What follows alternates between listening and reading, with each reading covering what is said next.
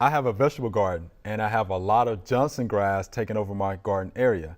I've attempted to plow during the coldest winter weather, temperatures in the teens, in an attempt to freeze the root structure and have made no progress. What will get rid of Johnson grass in my large vegetable garden? And this is from Mike from Athens, Tennessee.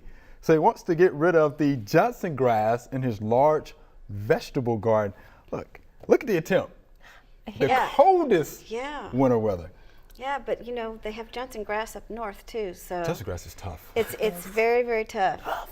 Yeah. Very tough. One plant can produce over 80,000 seeds. Wow.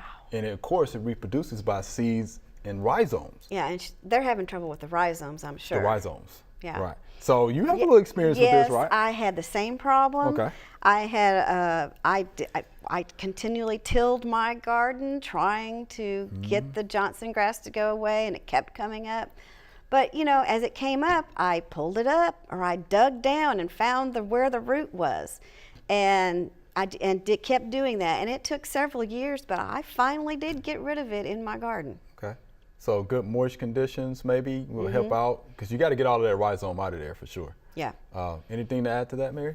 Yeah, I guess the one nice thing about Johnson grass is that it is kind of easy to pull. It's not one of those really tough ones to pull, but just, you know, sticking with it and pulling it up every time you see it. Yeah, tilling is going to have to be a part of that cultural practice.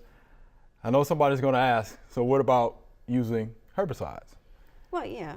They work, not as well. It's going to be multiple applications. Glyphosate is one, fluazaflop is another one, which is a grass killer.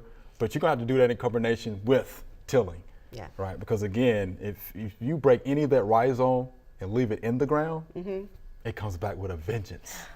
Yeah, I've often thought, I wonder if I'm tilling it, if I'm cutting up the rhizomes and making more problems for myself. But I continue to do both. Yeah, and you better get rid of that seed head too, because if you let it go to seed, I mean, it's definitely going to come back the next season. So there you have it, Mr. Mike. Got a lot of work ahead of you, but just keep at it, do a little tilling. If you use herbicides, a little glyphosate, a little fluazaflop may help, but all of that needs to be done together. Okay? And don't let it go to seed, and don't break that rhizome out in the ground either.